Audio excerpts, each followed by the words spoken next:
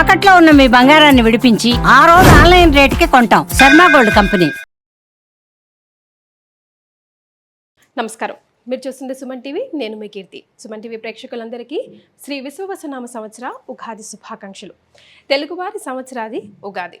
క్రోధి నామ సంవత్సరానికి tata bye by చెప్తూ కొత్త సంవత్సరానికి కొత్త ఆలోచనలతో ముందడుగు వేస్తున్నాం. పోయిన సంవత్సరం ఎన్నో విషయాల్లో ఒక ముందడుగు వేసుంటాం, కొన్నిసార్లు వెనకడుగు కూడా వేసుంటాం. అనుకున్న పనులు అనుకున్న సమయానికి కాకపోయిండొచ్చును. మరి అట్లీస్ట్ ఈ కొత్త సంవత్సరంలో మనందరికీ ద్వాదశ రాశుల వారందరికీ కూడా ఎలా ఉండబోతోంది, శ్రీ విశ్వవసు అంటే అర్థం ఏంటి, ద్వాదశ రాశుల వారికి ముఖ్యంగా మహిళలకి కూడా ఎలాంటి పరిహారాలు చేసుకుంటే బాగుంటుంది, సమయం అనుకూలించినప్పుడు ఇంకా సమయాన్ని మనకి మంచిగా తిరుగుబాటు చేసుకోవడానికి ఎలా ఉంటే బాగుంటుంది, ఇలాంటి విషయాలన్నీ మనకి తెలియజేయడానికి మనతో పాటు ప్రముఖ ఆస్ట్రాలజర్ బ్రహ్మశ్రీ నందిబట్ల శ్రీహరి శర్మ గురుగారు ఉన్నారు. నమస్తే గురుగారు. వాగర్థావివ సంపృక్తౌ వాగర్థ ప్రతిపత్తయే జగతః పితరౌ వందే పార్వతీ పరమేశ్వరౌ. సదాశివ సమారంభాం శంకరాచార్య మధ్యమాం అస్మదాచార్య పర్యంతం వందే గురు పరంపరాం. ఆదిత్యాయ చ సోమాయ మంగళాయ బుధాయ చ గురు శుక్ర శనిభ్యశ్చ రాహవే కేతవే నమః. శృంగేరి జగద్గురు పీఠాధిపతులకి, కంచి పీఠాధిపతులకి నమస్కారములు తెలియజేసుకుంటూ కార్యక్రమాన్ని ప్రారంభిద్దాం. అలాగే గురుగారు, శ్రీ విశ్వవసు నామ సంవత్సరం అంటున్నాం కదా, అంటే అర్థం ఏంటో? విశ్వావసు. విశ్వావసు అనగా విశ్వాసము కలిగినటువంటిది, నమ్మదగినటువంటిది అనేటువంటి అర్థంగా చెప్పవచ్చు. అంతేకాకుండా విశ్వావసు అనేటువంటిది గంధర్వరాజులలో ఒక రాజు. ఇతని పేరు మీదగానే వివాహం కాని అబ్బాయిలకి, ఆలస్యంగా వివాహం అవుతున్నటువంటి అబ్బాయిలకి ఈ యొక్క విశ్వావసు గంధర్వనామ మంత్రముతో కనుక జపము, తర్పణము, హోమము కనుక చేస్తే త్వరితగతిన వివాహము జరిగి తీరుతుంది అని చెప్పి మనకు మంత్రశాస్త్రంలో చెప్పబడి ఉంది. శ్రీ విశ్వవసునామ సంవత్సరంలో మకర రాశి వారికి ఎలా ఉంటుందో గురుగారు దయచేసి తెలియజేస్తారా? ద్వాదశ రాశులలో భాగంగా మకర రాశిలో జన్మించినటువంటి వారికి ఈ విశ్వావసునామ సంవత్సరంలో ఏ విధంగా ఉండబోతుందో తెలియజేసుకునే ప్రయత్నం చేద్దాం. ముఖ్యంగా ఉన్నటువంటి 12 మాసాలని 3 టైమ్ జోన్స్ లాగా మనం డివైడ్ చేసుకుంటే టైప్ 1 జోన్లో గ్రహాలు ఏ విధంగా అనుకూలంగా ఉండబోతున్నాయి, టైప్ 2 జోన్లో అనుకూలించిన గ్రహాలు అనుకూలమా లేదా ప్రతికూలమా, టైప్ 3 జోన్లో భవిష్యత్ ఇంకా ఏ విధంగా ఉండబోతుందనే విషయాన్ని తెలియజేసుకుందాం. ముందుగా ఈ యొక్క మకర రాశిలో జన్మించినటువంటి వారికి ఈ సంవత్సరం ఆదాయం 8, వ్యయం 14, రాజ్యపూజ్యం 4, అవమానం 5. ఇక విశేషించి చూసుకున్నట్లయితే మకర రాశిలో జన్మించినటువంటి వారికి మార్చి 29వ తారీఖు నుంచి ఏలిన నాడి శని దోష ప్రభావం తొలగిపోతుంది. ఇది కన్ఫామ్. శని యొక్క సంపూర్ణమైనటువంటి అనుగ్రహం, రాశ్యాధిపతుడు ప్రధానంగా తృతీయ స్థాన స్థితి విశేషించి యోగదాయకంగా ఉంటుంది. అన్ని విధాలుగా అనుకూలంగా ఉండేటువంటి సమయంగా చెప్పవచ్చు. నూతన వ్యక్తుల పరిచయ ప్రభావం అవుతుంది. అలాగే అనుకున్నటువంటి పనులు ధైర్యంగా, ఉత్సాహంగా ఈ కొత్త సంవత్సరంలోనైనా కానీ ఆనందంగా మొదలు పెడతారు.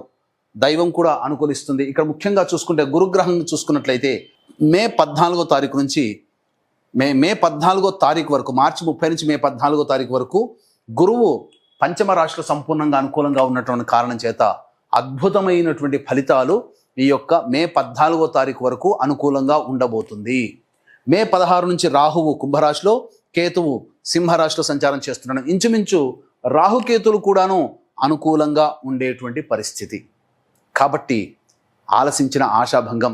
మకర రాశి వారికి ఉగాది నుంచి ఇంచుమించు మే 14వ తారీఖు వరకు అన్ని విధాలుగా సహాయ సహకారాలు ఉంటాయి. కాబట్టి ఏ పని చేయాలనుకున్నా ముందడుగు వేసే ప్రయత్నం చేయండి.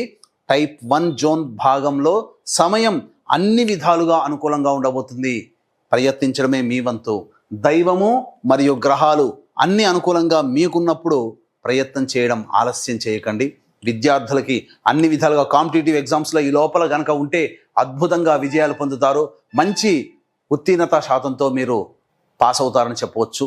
అలాగే అన్ని విధాలుగా వృత్తి, ఉద్యోగ, వ్యాపారాల్లో ఉన్నటువంటి వారికి వ్యాపార విస్తరణ కావచ్చు, అన్ని విధాలుగా సంపూర్ణంగా యోగకాలంగా ఉంటుందని చెప్పవచ్చు. ఇక టైప్ 2 జోన్లో భాగంగా చూసుకుంటే మే 14 నుంచి సెప్టెంబర్ 27 వరకు కూడా మిథున రాశిలోకి గురువు సంచారం చేస్తుంటాడు. ఇది షష్టమ భావ ఫలితం. ఇక్కడ జాగ్రత్తలు పాటించాల్సినటువంటి పరిస్థితి. కారణం ఏంటంటే షష్టమ గురువు ముఖ్యంగా ధనపరమైనటువంటి సమస్యలు వస్తాయి. అప్పులు ఇచ్చి నష్టపోవడం కానీ, తీసుకున్న అప్పుని చెల్లించలేకపోవడం కానీ, లేకపోతే ఏదైనా అడ్వాన్స్ రూపంలో ఇచ్చినటువంటి వాటిని వెనక్కి తిరిగి తీసుకోలేక అవి నష్టపోవడం కానీ జరుగుతుంటాయి. కాబట్టి జాగ్రత్తలు పాటించండి. ముఖ్యంగా ధనపరంగా, సంతానపరంగా ఆలోచించేటువంటి వాళ్ళు కాస్త జాగ్రత్తలు పాటించండి. సంతానవంతులకి మంచి అనుకూలమైనటువంటి పరిస్థితే ఉంటుంది. అయితే ఇక్కడ ప్రధానంగా చూసుకున్నట్లయితే కీర్తి ప్రతిష్టలకి ఇబ్బందికి పడేటువంటి అవకాశం ఉంటుంది. అంటే ఏంటి, మీరు వాగ్దానం చేస్తారు ఈ పనులు కంప్లీట్ చేస్తానని చెప్పి, సకాలంలో ప్రాజెక్టు కంప్లీట్ చేస్తానని అధికారులకు చెప్తారు, లేదా మీరు ఎవరికైనా హామీ ఇస్తారు, కానీ హామీని నిలబెట్టుకోవడానికి మాత్రం మే 14 నుంచి సెప్టెంబర్ 27 వరకు అనుకూలంగా లేదు. కీర్తి ప్రతిష్టలకు ఇబ్బంది కలుగుతుంది. అలాగే ధనపరమైనటువంటి సమస్యలు వస్తాయి. దైవం కూడా అనుకూలంగా ఉండడం, అప్పటి వరకు మీకు సహాయ సహకారాలు నేనున్నాను మీకు తోడుంటాను అని చెప్పిన వాళ్ళే మొహం చాటేస్తారు. తద్వారా అన్ని విధాలుగా మీరే ఒంటిగా ప్రయాణం చేయాల్సినటువంటి పరిస్థితి. కానీ శని కూడా అనుకూలంగా ఉన్నటువంటి కారణం చేత మే 14 నుంచి గురువు అనుకూలంగా లేకపోయినా జూలై 12 వరకు శని అనుకూలంగా ఉండబోతున్నాడు. తత్ఫలితము చేత శని యోగిస్తాడు. టైప్ 2 జోన్లో భాగంగా చూసుకున్నట్లయితే ఇక్కడ సెప్టెంబర్ 28వ తారీఖు రోజున కర్కాటక రాశిలోకి ప్రవేశం చేస్తాడు. ఇది సంపూర్ణంగా యోగించేటువంటిది. కాబట్టి ప్రధానంగా సెప్టెంబర్ 28వ తారీఖు రోజున కర్కాటక రాశిలో ప్రవేశం చేసి నవంబర్ 12వ తారీఖు వరకు కర్కాటక రాశిలోనే ఉంటాడు. ఈ కాలము మీకు అనుకూలము. సప్తమ గురువు అనుకూలంగా ఉండబోతున్నాడు. కాబట్టి టైప్ 2 జోన్ అయితే ఏదైతే ఉందో అది మీకు సంపూర్ణంగా యోగిస్తుంది. ఎప్పటి నుంచి? సెప్టెంబర్ 28 నుంచి నవంబర్ 12వ తారీఖు వరకు ఉన్నటువంటి ఈ సమయం టైప్ 2 జోన్ సమయం గురువు సంపూర్ణంగా ఉంటుంది. కష్టపడే సమయం మే 14 నుంచి సెప్టెంబర్ 28. శని అనుకూలంగా ఉంటాడు కానీ జూలై 12 వరకే. కాబట్టి అన్ని విధాలుగా శని, గురువు, రాహు, కేతువు ఈ 4 గ్రహాలు అనుకూలించినటువంటి సమయం మీకు జూలై 13 నుంచి సెప్టెంబర్ 27వ తారీఖు వరకు. కాబట్టి ఆ సమయం మాత్రం జాగ్రత్తలు పాటించండి.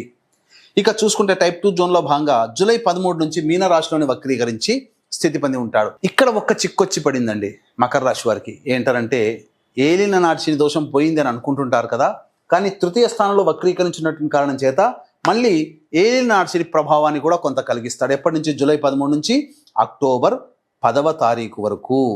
అక్టోబర్ 10వ తారీఖు నుంచి కుంభంలోనే వక్రీకరించినటువంటి కారణం చేత అక్టోబర్ 10 నుంచి నవంబర్ 20 వరకు కూడా కుంభరాశిలోనే సంచారం చేస్తాడు.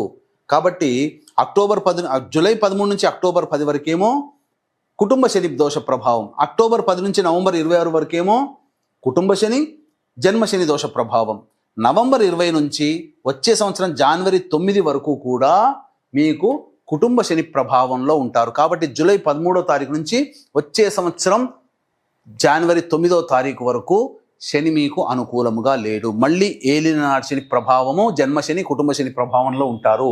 కాకపోతే సెప్టెంబర్ 28 నుంచి నవంబర్ 11వ తారీఖు వరకు కర్కాటక రాశిలో గురు సంచార ప్రభావము, ఇటు ఏలిన నాటి శని ప్రభావంలో ఉన్నటువంటి కారణం చేత వివాహం కావాల్సినటువంటి అబ్బాయిలకి, అమ్మాయిలకి ఈ యొక్క సంవత్సరం, ఈ సమయంలో వివాహం జరిగి తీరుతుంది, నిశ్చయం అవుతుంది. ఇల్లు కట్టాలి, పెద్ద పెద్ద పనులు చేయాలనుకునేటువంటిది మాత్రం సెప్టెంబర్ 28 నుంచి నవంబర్ 12 మధ్యలో ఆ పనులన్నీ పూర్తి చేసుకుంటారు. గురు శనులు అనుకూలంగా లేకపోయినా మీకు ఇచ్చేటువంటి మంచి యోగాలు ఇవి చెప్పవచ్చు. ఇక ప్రధానంగా టైప్ 3 జోన్లో భాగంగా నవంబర్ 12 నుంచి డిసెంబర్ 26 వరకు మీకు కర్కాటక రాశిలోనే వక్రీకరించినటువంటి కారణం చేత ప్రధానంగా ఏం జరగబోతుంది? ఇటు సప్తమ రాశి, షష్టమ రాశి ప్రభావాన్ని ఇస్తాడు.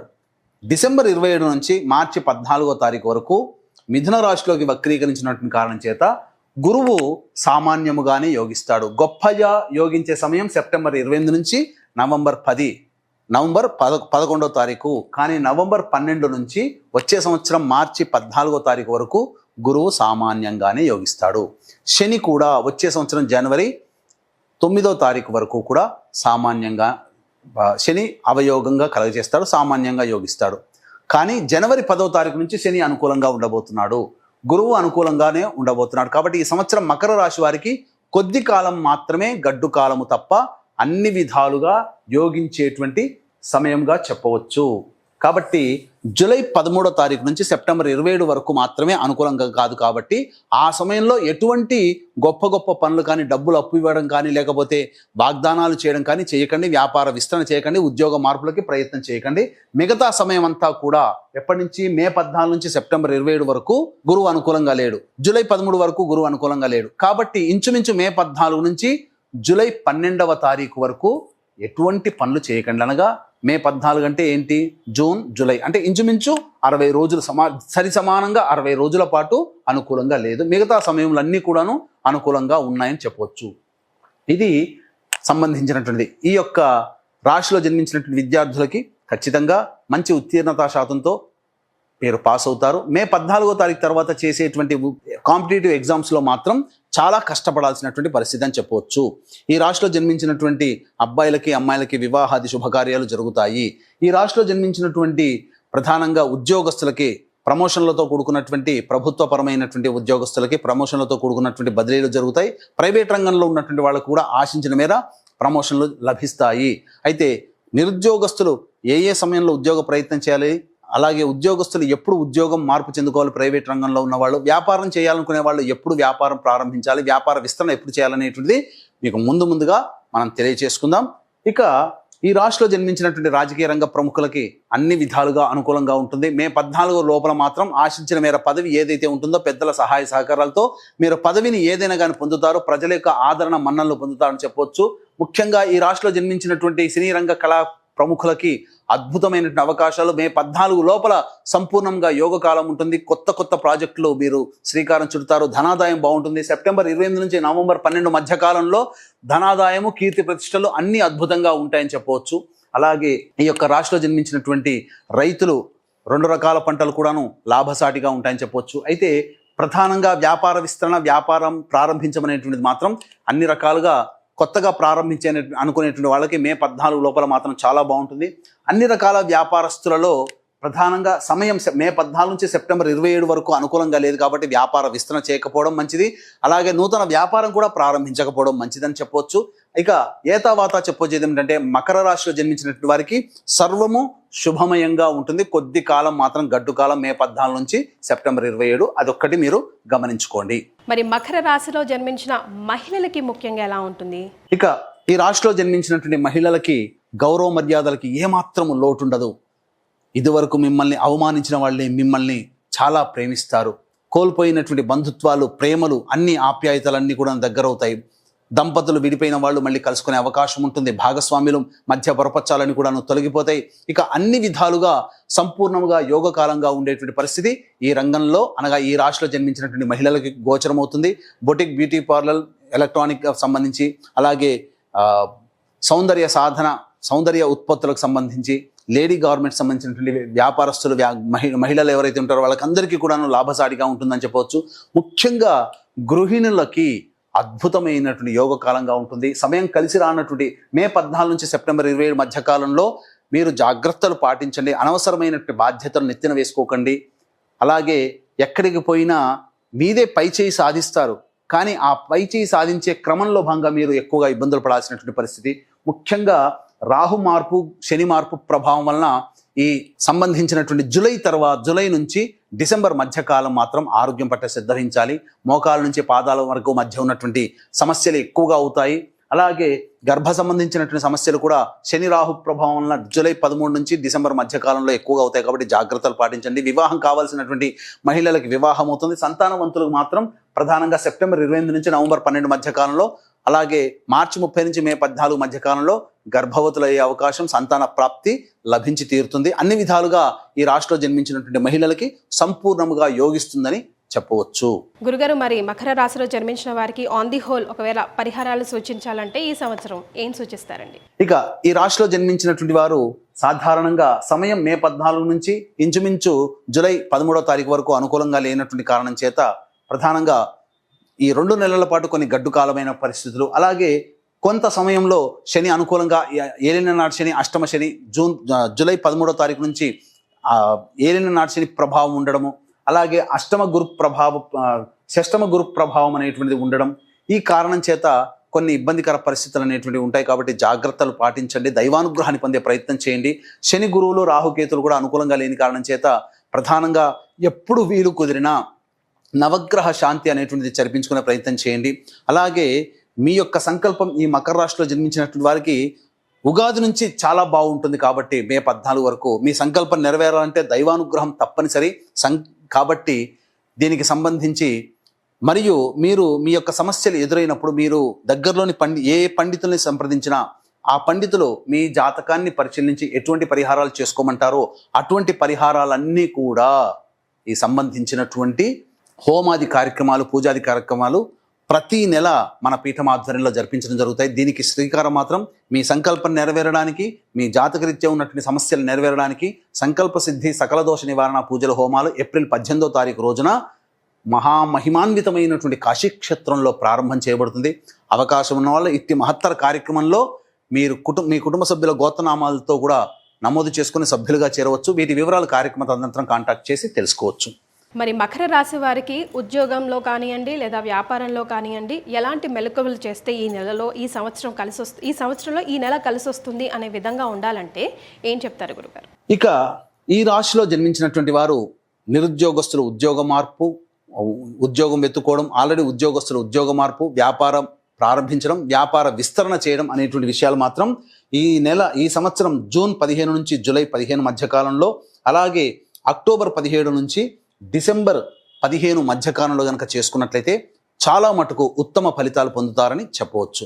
రైట్. సో మరి ఆరోగ్య విషయంలో మకర రాశి వారికి ఎలా ఉంటుందండి? అలాగే ఈ సంవత్సరం కొన్ని సమయాల్లో జాగ్రత్తలు పాటించాలి. వాహనం నడిపేటప్పుడు కానీ, ఇతరత్ర కుటుంబ పరంగా కానీ, ధనపరంగా కానీ చిక్కులు, సమస్యలు, వృత్తి ఉద్యోగ వ్యాపారాల్లో సమస్యలు అనేటువంటివి ఉంటాయి. కాబట్టి ఏ సమయంలో జాగ్రత్తలు పాటించాలి అని అంటే ఈ సంవత్సరం మార్చి 30 నుంచి జూలై 27 మధ్యకాలంలో, అలాగే వచ్చే సంవత్సరం ఫిబ్రవరి 23 నుంచి వచ్చే సంవత్సరం ఉగాది వరకు అంటే మార్చి 19వ తారీఖు వరకు జాగ్రత్తలు పాటించండి. వాహన ప్రమాదాలు చోటు చేసుకునే అవకాశం ఉంటుంది. కుటుంబంలో ధన నష్టము, కుటుంబ సభ్యులతో కలహాలు, దంపతుల మధ్య విభేదాలు ఈ చెప్పినటువంటి సమయంలో ఉంటాయి. అలాగే ఆపరేషన్స్ కూడా జరిగే అవకాశం ఉంటుంది కాబట్టి జాగ్రత్తలు పాటించండి. అలాగే దైవానుగ్రహం అందరికీ ఉండాలి. మీ సంకల్పం నెరవేరాలి. మీ జాతకరీత్యా ఉన్నటువంటి సమస్యలు తొలగిపోవాలి. ప్రతి నెల మీకు దైవం తోడుండాలనే ఉద్దేశంతో సంకల్ప సిద్ధి సర్వదోష నివారణ హోమాలు సంవత్సరం పాటు మీ కుటుంబ సభ్యుల గోత్రనామాలతో చేయించడం జరుగుతుంది. ప్రతి నెల ఒక్కొక్క క్షేత్రంలో.